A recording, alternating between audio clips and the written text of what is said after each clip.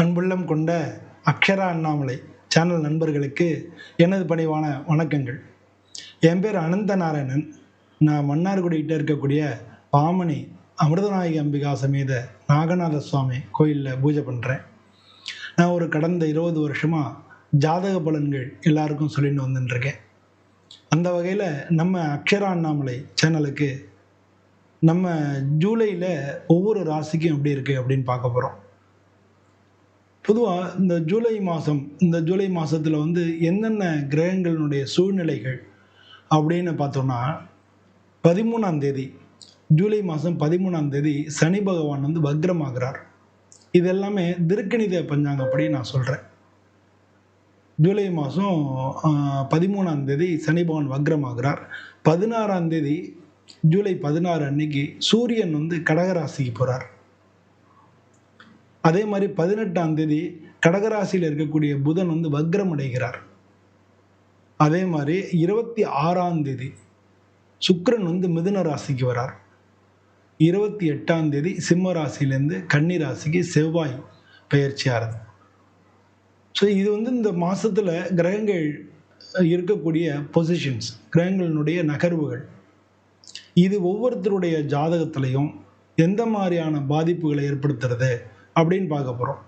நம்ம பொதுவாக குரு பெயர்ச்சி, சனி பெயர்ச்சி இதெல்லாம் வருஷ கிரகங்கள்னு பேர். வருஷத்துக்கு குரு ஒரு வருஷத்துக்கு ஒரு தரம், ராகு இது 1.5 வருஷத்துக்கு ஒரு தரம் அப்ராக்சிமேட்டாக, சனி பகவான் 2.5 வருஷத்துக்கு ஒரு தரம் அப்ராக்சிமேட்டாக அப்படி பெயர்ச்சி ஆகுது. ஸோ அப்போ அந்த பயிற்சிகள் பலன்கள்லாம் பார்க்குறோம் இல்லையா. ஆனால் மற்ற கிரகங்கள் இருக்கு இல்லையா, சூரியன் இருக்குது, சுக்கிரன் இருக்குது, செவ்வாய் இருக்குது, இதெல்லாம் ஒவ்வொரு மாதமும் அதனுடைய நிலைகள் மாறிட்டு இருக்குது. அதனால தான் நமக்கு ஒரே மாதிரி நடக்கிறது இல்லை. ஒவ்வொரு மாதத்துலேயும் நமக்கு வித்தியாசமான பலன்கள் நடக்கிறது. அது இப்போ இந்த கிரக சூழ்நிலைகள் ஒவ்வொருத்தருடைய ராசிக்கும், மேஷ ராசிலேருந்து மீன ராசி வரைக்கும் ஒவ்வொரு ராசிக்கும் எப்படி பலன் தரப்போகிறது அப்படின்னு நம்ம பார்க்க போகிறோம். அதனால் இந்த வீடியோவை கடைசி வரைக்கும் ஸ்கிப் பண்ணாமல் பாருங்கள். உங்களுடைய இந்த சேனலை சப்ஸ்கிரைப் பண்ணுங்கள். உங்களுடைய எண்ணங்கள் என்னவோ அதை கமெண்ட்டில் சொல்லுங்கள். லைக் பண்ணுங்கள். இந்த வீடியோ பிடிச்சிருந்ததுன்னா லைக் பண்ணுங்கள். வாங்க நம்ம வீடியோக்குள்ளே போய் பார்க்கலாம். அன்புள்ளம் கொண்ட கடகராசி அன்பர்களே, இந்த கடகராசின்றது காலபுருஷ தத்துவத்தில் 4வது வீடாக இருக்குது. இந்த ராசிக்கு அதிபதி சந்திரன். இந்த ராசியில் இருக்கக்கூடிய நட்சத்திரங்கள் புனர்பூசம் 4ஆம் பாதம், பூசம், ஆயில்யம் இதெல்லாம் இந்த ராசியில் இருக்குது. இப்போ உங்கள் ராசிக்கு இப்போ தான் அஷ்டமத்து சனி முடிஞ்சிருக்கு. உங்கள் ராசிக்குலேருந்து 9வது வீட்டில் குரு பகவான் இருந்தார்.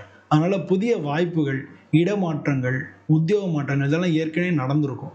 இல்லாட்டினா இப்போ நடக்கிறதுக்கு ஏற்பாடுகள்லாம் தீவிரமாகிட்டு இருக்கும். அது எப்போவுமே இந்த 13ஆம் தேதிக்குள்ளே பண்ணிக்கோங்க. 13ஆம் தேதிக்கு அப்புறம் 9ஆம் இடத்துல சனி பகவான் வக்ரம் அடைகிறதுனால அதில் கொஞ்சம் டிலே ஆகிறதுக்கோ வாய்ப்புகள் நிறையா இருக்குது. அந்த தள்ளி போகிறதுக்கான வாய்ப்புகள் நிறையா இருக்குது. அதனால் உங்களுடைய தொழிலையும் சரி, உங்களுடைய வேலைகள்லையும் சரி எல்லாமே ஒரு சில இப்போ ப்ரொமோஷன், பதவி உயர்வு இதெல்லாம் ஏற்கனவே வந்திருக்கும். இல்லாட்டினா இப்போ வரும். இப்போ வரும்பொழுது இந்த மாதம் 13ஆம் தேதிக்குள்ளே பார்த்துக்குங்க. அதுக்கு மேலே கொஞ்சம் தள்ளி போகிறதுக்கான சான்சஸ் அதிகமாக இருக்குது. உங்கள் ராசியிலே 11ஆம் இடத்துல லாபாதிபதி அங்கேயே ஆட்சியாக இருக்கார். அதனால் நிச்சயமாக உங்களுக்கு பாசிட்டிவாக தான் நடக்கும். எல்லாமே நல்லதாக தான் நடக்கும். அதில் ஒன்றும் கவலை வேண்டாம். ஆனால் அதே சமயம் உங்களுக்கு 2ஆம் வீட்டு அதிபதி சூரியன் 12ஆம் வீட்டில் இருந்தார். அதனால் மாத முன்பகுதியில் பொருளாதார ரீதியாகவும் குடும்ப ரீதியாகவும் பல பிரச்சனைகள், குடும்பத்தில் வாக்குவாதங்கள், பிரிவினைகள், குழப்பங்கள் இதெல்லாம் இருக்கும். இதெல்லாம் இந்த மாதம் 16 தேதிக்கு மேலே சரியாக போயிடும். 16 தேதிக்கு மேலே சூரியன் உங்களுடைய ராசிக்கு வர்றதுனால சரியாக போயிடும். ஆனால் அதே நேரத்தில் உங்களுடைய ராசியில் புதன் வக்ரம் ஆகிறார். அவர் 3வது வீட்டுக்கும் 12வது வீட்டுக்கும் அதிபதி. அதனால் உங்கள் சகோதர ஸ்தானம் அப்படின்னு சொல்லுவோம். அந்த சகோதர ஸ்தான அதிபதி வக்ரம் அடைகிறதுனால உங்களோட சகோதரர்கள் மூலமாக அவங்களுக்கு பிரச்சனைகள் வரும். நீங்கள் பக்கத்தில் சிறிய தூர பிரயாணங்கள் மூலமாக அவங்களுக்கு பிரச்சனைகள் வரும். அதனால் டாக்குமெண்ட்ஸ் இதெல்லாம் சைன் பண்ணுறதா இருந்தால் இந்த மாத முன்பகுதியிலே சைன் பண்ணிடுங்க. பின்பகுதியில் சைன் பண்ண வேண்டாம். அதெல்லாம் உங்களுக்கு அந்தளவு சரியாக இருக்காது. உங்களுக்கு 2வது இடத்துல இருக்கக்கூடிய செவ்வாய், உங்களுக்கு 5வது வீட்டுக்கும் 10வது வீட்டு தொழில் ஸ்தானாதிபதியாக இருக்கக்கூடிய செவ்வாய் அவர் 3வது வீட்டுக்கு போறாரு. அவர் வேற தொழில் ஸ்தானாதிபதி கேதுவோட சேர்ந்திருக்காரா, அதனால நடக்கக்கூடிய காரியங்கள் எல்லாத்துலயும் ஆல்ரெடி நீங்க டிலே பார்த்திருப்பீங்க. ஆல்ரெடி வந்து கொஞ்சம் தயக்கங்களையும், கொஞ்சம் லேட் ஆகுறதையும், அதே மாரி நீங்களே காரியங்கள தள்ளி போடுறதையும் நம்ம பார்க்க முடிகிறது. அதனால வந்து இனிமே வந்து அத கொஞ்சம் அந்த சோர்வ கொஞ்சம் உதறிட்டு, ஏன்னா பொதுவா இந்த கடகராசிக்காரங்களுக்கு கொஞ்சம் வந்து எப்பவுமே அத பத்தி தான் திங்க் பண்ணிக்கிட்டே இருப்பாங்க. மனசு வந்து ஒரு மாத முன்பகுதியில சந்தோஷமா இருந்தாங்கன்னா, பின்பகுதியில கொஞ்சம் வருத்தமா கொஞ்சம் மனசு சங்கடமா இருக்கும். காலம்புற உற்சாகமா இருந்தாங்கன்னா, சாயந்தரம் வந்து டல் ஆயிடும். ஸோ இதெல்லாம் வந்து அவங்களோட இயல்பான, ஏன்னா மனோகாரகன் இல்லையா? அதனால வந்து மனசுல ஏற்ற இறக்கங்கள் இருக்கும். அதனால மனசையும் நீங்க சரி பண்ணிக்கணும், உடம்பையும் சரி பண்ணிக்கணும். அப்போ வந்து டெய்லி வந்து நீங்க தியானம், யோகா அதெல்லாம் பண்றது நல்லது. இல்லாட்டினா ஏதான ஒரே உங்களுக்கு என்ன சாமி பிடிக்குமோ, அந்த சாமி பேரையே தினமும் வந்து 108 தரம் சொல்றது நல்லது. 108 தரம் முடியாட்டினா 27 முறையானும் நீங்க சொல்றது நல்லது. குறைஞ்சது 27 முறை. உங்களால முடிஞ்சதுன்னா 108 முறை. அத திரும்ப திரும்ப சொல்லும்போது, உங்க மனசு அப்படியே அதுல படியும். அப்படி படிஞ்சு உங்களுடைய மனசோடைய தன்மையும், உங்க மனசனுடைய எபிலிட்டி உங்களுக்கு வந்து எவ்வளோ செய்ய முடியும், உங்களால எவ்வளோ சாதிக்க முடியும்ன்றத உங்களுக்கு வந்து காமிக்கும். அப்பதான் வந்து அந்த மனச வந்து நீங்க சேனலைஸ் பண்ண முடியும். அது மாரி நீங்க பண்ணீங்கனாலே ரொம்ப ரொம்ப நல்லது. இந்த உங்களுக்கு ராசியாதிபதி இது ஆடி மாசம். ஆடி மாசம்னா சூரியன் உங்க ராசியில இருக்கும். இந்த சூரியன் இருக்கும்போது சூரியன் ஒரு நெருப்பு கிரகம். ஆனா நீங்க இருக்கிறது நீர் ராசி. 2க்கும் வந்து ஆப்போசிட் இல்லையா? அதனால தான் இந்த ஆடி மாசத்துல சுப காரியங்கள் எதுவும் நம்ம செய்யறதில்ல. கடவுள வணங்குறது தான் இந்த மாசத்துல முக்கியமா வச்சிருக்கோம். அதனால வந்து நீங்க மாரியம்மன் கோயில், காளியம்மன் கோயில் இது மாரி அம்மன் கோயிலுக்கு நீங்க உங்களால என்ன வேண்டுதல் முடியுமோ, அத உங்களால முடிஞ்ச செய்யறது, கஞ்சி காய்ச்சி ஊத்துறது, இதெல்லாம் இந்த மாசத்துல செஞ்சீங்கன்னாலே, உங்களுக்கு வந்து மிக நல்ல பலன் குடுக்கும். நீங்க எப்பவுமே அம்மன வழிபடுறத வழக்கமா வச்சுக்கிட்டீங்கனாலே நல்லது. இப்ப இந்த ராசியில சொல்லியிருக்கக்கூடிய பலன்கள் எல்லாமே பொதுவான பலன்கள். இது வந்து இந்த ராசியில ஒரு குழந்தையும் இருக்கும். ஒரு படிக்கிற பையனும் இருப்பாங்க. ஒரு இளைஞரும் இருப்பாங்க. ஒரு வயசானவங்களும் இருப்பாங்க. எல்லாருக்கும் எப்படி ஒரே மாரி நடக்கும்? ஒவ்வொருத்தருக்கும் வெவ்வேறு தசாபுத்திகள் நடக்கும் இல்லையா?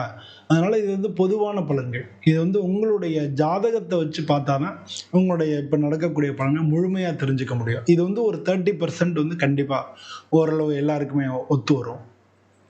பாக்கி வந்து அவங்கவங்களுடைய சூழ்நிலைகளுக்கு ஏற்ப வந்து இந்த காரியங்கள் நடக்கும். அப்போ வந்து அந்த தசாபுத்தி என்ன நடக்குதுன்னு உங்க ஜாதகத்த கொண்டு போய் உங்க பக்கத்துல இருக்கக்கூடிய ஜோதிடர்கள் அவங்கள்ட்ட கொண்டு போய் காமிச்சீங்கன்னா, உங்களுக்கு தெரியும். அப்படி யாரும் இல்லாத பட்சத்துல, இதுல தெரியிற நம்பருக்கு நீங்க தொடர்பு கொள்ளலாம். நம்ம உங்க ஜாதகத்த அலசி ஆராய்ஞ்சு, நமக்கு எப்படி இருக்கும் அப்படின்னு பார்க்கலாம். எப்ப பார்த்தாலும் ஜாதகத்த எடுத்துன்னு போகணும்னு அவசியம் இல்ல. ஒரு முக்கியமான நிகழ்வுகள், அதாவது கல்யாணம் நடக்கிறது, ஒரு வீடு கட்டுறோம், ஒரு படிப்பு குழந்தைங்களுக்கு, இந்த மாரி ஒரு உடம்பு முடியாம இருக்கு, என்ன பண்றதுன்னு தெரியல. எவ்வளோ பண்ணாலும் அவங்களுக்கு வந்து சரியா போல. இந்த மாதிரியான ஒரு முக்கியமான காரியங்களுக்கு நீங்க ஜாதகத்த பார்த்துக்கலாம். ஒரு வாழ்க்கையில ஒரு திருப்புமுனையான விஷயங்கள் எல்லாமே இந்த ஜாதகத்த பார்த்தீங்கன்னா, ஓரளவு கரெக்ட்டா இருக்கும். அது மாரி பண்ணி நம்ம வாழ்க்கைய இன்னும் கொஞ்சம் சிறப்பா அமைச்சுக்கிறதுக்காக தான்.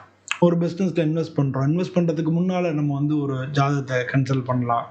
ஒரு காரியம் செய்யறதுக்கு முன்னால நம்ம தெரிஞ்சுட்டோம்னா, நம்ம அந்த காரியத்துல நம்மளுடைய ஈடுபாடு, அதுல வரக்கூடிய விளைவுகள நம்ம எதிர்கொள்றது, எல்லாத்துக்கும் இது வந்து யூஸ்ஃபுல்லா இருக்கும். எல்லாருக்கும் இந்த மாத பலன்கள் நல்லபடியா நடந்து, நல்லபடியா இருக்கணும்னு சொல்லி, நான் சுவாமிய பிரார்த்தனை பண்ணிண்டு, உங்கள்ட்டருந்து விடைபெறுகிறேன். நன்றி, வணக்கம்.